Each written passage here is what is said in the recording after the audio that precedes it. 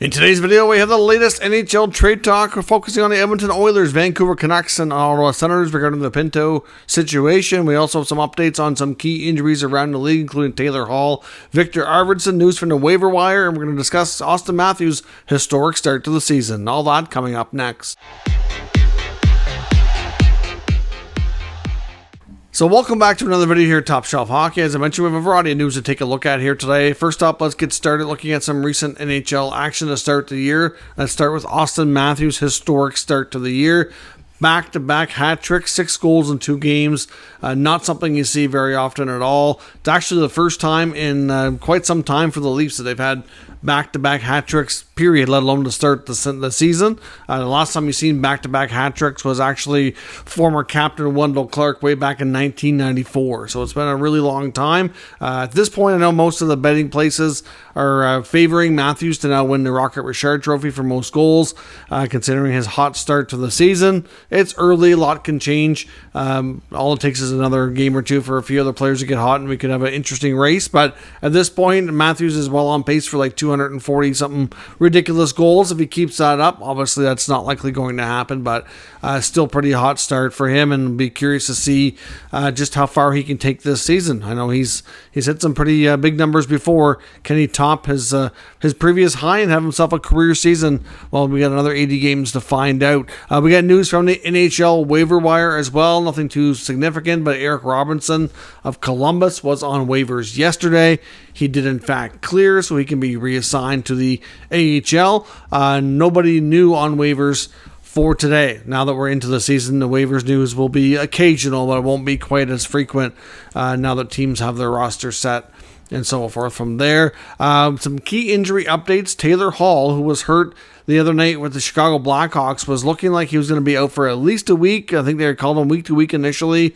Has been upgraded, and he's actually going to return to action tomorrow when Chicago comes and plays the Toronto Maple Leafs.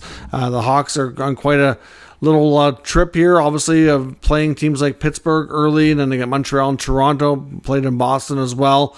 Certainly lots of big markets getting the Connor Bedard treatment, but unfortunately for Hall, he was hurt in one of the first games, and it looked bad, but things have recovered quickly, and he'll be back tomorrow, so that's good news. On some not so good news front for the Los Angeles Kings, forward Victor Arvidsson, who was not able to start the season on time. We'd seen in an update yesterday that he was going to be moved to long-term injury reserve.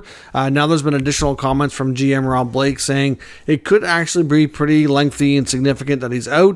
It looks like he may require a back surgery, so I don't know the exact extent of his back issues that he's dealing with, but clearly any kind of back surgery is not going to be a very quick recovery. My guess is he's probably looking at least a couple of months, could be longer, could be a big chunk of the season. It's difficult to say until we know more details. But at this point, that's going to be a potential big loss for LA if he can't go. The longer he's on LTIR, it makes it hard, because if he's not out for the entire season, they can't really replace him and go find another player to bring into the roster to try to bring another scorer in, because they'll have to be able to activate him later on in the season if he's able to come back. So makes it challenging for sure the way things go. We've had a flat cap for a long time. It'd be nice when the next couple of years we start to see some increases and teams can start getting out of the cap jail that they've been in here for way too long. Speaking of injuries and some updates, we have some updates around the Ottawa Senators. Of course, Josh Norris still remains out with the recovering shoulder injury. At this point, he skated today again. He's been taking contact in practice. Looks like he's been doing some specialty training sessions with the Ottawa staff, and he's been taking some bumps and kind of testing things out. Now, the word was yesterday at the home opener that he would hopefully do that another session today, and if all goes well, probably another one to Monday, and then they don't play again until Wednesday after today, so that they're hopeful that he'll be able to come back and make his season debut against the Washington Capitals on Wednesday night. So time will tell. We don't know 100%, but things are progressing positively. I can see why they didn't want to go the route of long-term injury reserve, so they're optimistic for that. Of course, they're still, according to Elliotte Friedman on last night's NHL action, not the second intermission, they changed the name again. Last year was the 32 Thoughts segment. Now they're calling it Saturday Headlines again, which they did a few years ago. He said there's been no change in the Shea Pinto situation, getting a contract done. Shea Pinto did return home to New York after spending a little bit of time in Ottawa. Got a lot of people optimistic that things were close, and then he leaves. So obviously that kind of takes away the optimism. But it seems like the biggest thing is Pinto was in town to work with a skating coach that he was referred to by Claude Giroux, and he was just getting a lot of attention around at the rinks where he was practicing and just didn't want the hoopla around it, which is why he headed home. But lots of talk. Still, I see local reporters talking now about maybe Erik Brannstrom being a player that gets traded instead of like a guy like Matthew Joseph. And again, I don't understand the rationale behind it. I do understand why they might trade Brannstrom. I do see he didn't have a great training camp, didn't have a great first game or so. I get it. But $2 million for 1 year is what his contract is. There's some media, including Bruce Garriock, who thinks Brannstrom might even be able to clear waivers.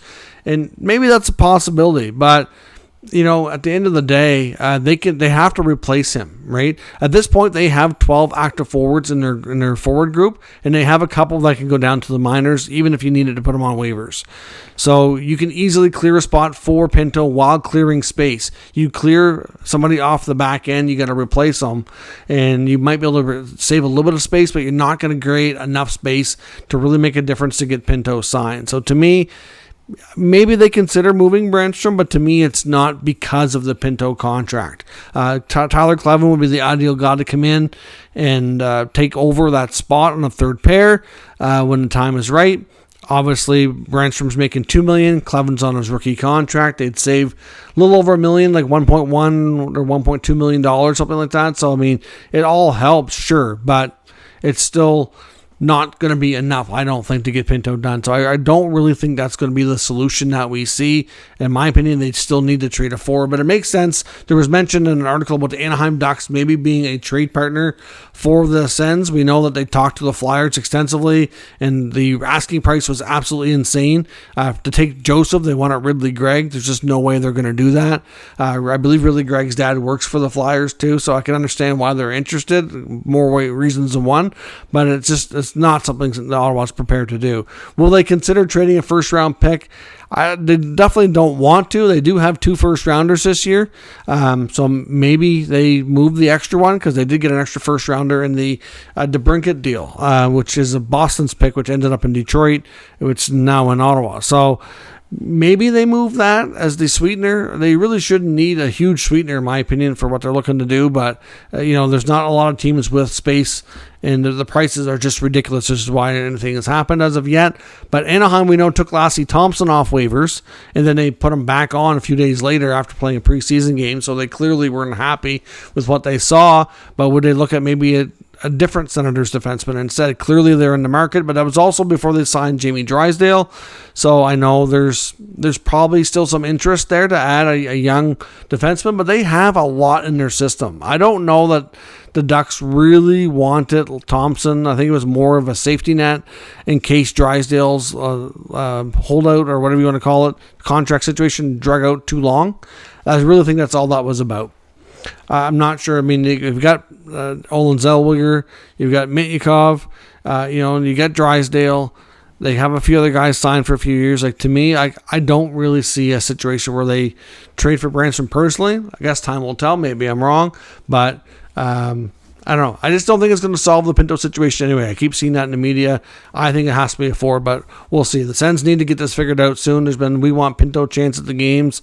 It's getting too long and out of hand. It's overdue to get this seen to. The Canucks and Connor Garland. There was a big update from Elliotte Friedman last night on the Saturday Headlines segment, connecting Garland to at least 3 teams, but he said there were several more that were at the very least interested in making some inquiries, but he connected Nashville, Winnipeg, and Columbus to Connor Garland. He said that in a deal, ideally, the Canucks would like to get a cap savings of $1 to $2 million. So certainly they may have to retain a little bit on Garland, but if they can maybe take a contract back that's maybe not as favorable for the other team or something to kind of offset, but if they can come out ahead at least $1 million, it's something that they'd be looking to do. We know Vancouver does prefer to get a defenseman back if possible, which is why, if you look at some of these teams, like Winnipeg, for example, I mean, if they do this, I mean, I'd have to look at the Winnipeg cap situation. I know they don't have a ton of availability, but they do have some options there for defensemen that might be able to move. I know there's definitely some younger players. I mean, Heinola was set to make the roster and he got hurt, so he's going to be unavailable for some time. I don't know if they would, maybe move a guy like a Brendan Dillon or something like that. I don't know if that's even something Vancouver would want, but they do have some guys I think the Jets would consider moving. It's just I don't know if it's the right fit there. Same with Columbus, as we talked about before, with a guy like Adam Boqvist likely available. He's also been connected to Montreal, which again I kind of see, but I kind of don't. So we'll have to follow this Garland situation closely. I know he's obviously got a new agent. He'd like a trade. The Canucks would like to get some cap space freed up, and it's something that they'll keep working at here. Hard to say what kind of timelines we're looking at. Edmonton Oilers are now 0-2 to start the year. At least the second game against the Canucks wasn't quite as embarrassing as the first one. At least it was a 1-goal loss, but at the end of the day, goaltending has not helped them out in the least. Campbell and Skinner have both struggled out of the gate, and that's not good news at all for Edmonton, who has tons of firepower up front, and their defense in front of the goalies have not been fabulous either. I know I've seen an article quoting an anonymous NHL executive saying that he had no doubt at all that if the Oilers have too many more of these games early on, that Ken Holland's going to be on the phone trying to make a goalie trade, trying to get reinforcements in, and suggested that they do talk to the Boston Bruins about Allmark or Swayman. Apparently they did check in and at least have some preliminary talks in the summer. Obviously never went too far, never got serious or anything, but it did happen. And then of course you've got some other teams around the league like a John Gibson maybe. Hard to say exactly what other starting goaltenders might even be available out there. There's not a ton of them at this point. Obviously we know there's Dan Vladar in Calgary. Don't know if we would see a deal between the provincial rivals in that sense. Is Vladar a starting goaltender at this point? Another question we don't really know the answer to. So again, the Oilers have some tough decisions to make. Interesting to do. I mean, they might want to maybe see if they can make some defensive upgrades. It might be an easier task, to be honest. I mean, as much as I know Campbell allowed 4 goals on 6 shots in that first game, I don't know that he was really that horrible. I know I've seen most of that game, and like some of those goals was just as much the defensive breakdowns in front of him as it was, him not making the stop. So I don't really know what they're going to do, but I have no doubt that they'll be looking to make a quick knee-jerk reaction move early in the season if things get off the rails quick. Certainly this group has high expectations. We've heard Draisaitl and McDavid themselves many times say it's cup or bust. They don't want to go through another year of playoff disappointments, let alone having regular season disappointments where they're going to have a hard time even getting in if this type of stuff keeps up. So we'll see what happens on that front. But that is all your news and notes here for today. Certainly let me know your thoughts on everything discussed down in the comments. We'll discuss further. If you're new to the channel, make sure you subscribe and stick around. We'll keep you up to date with all the news, rumors, and analysis of all 32 NHL teams. Thanks for watching, and I'll catch you next time.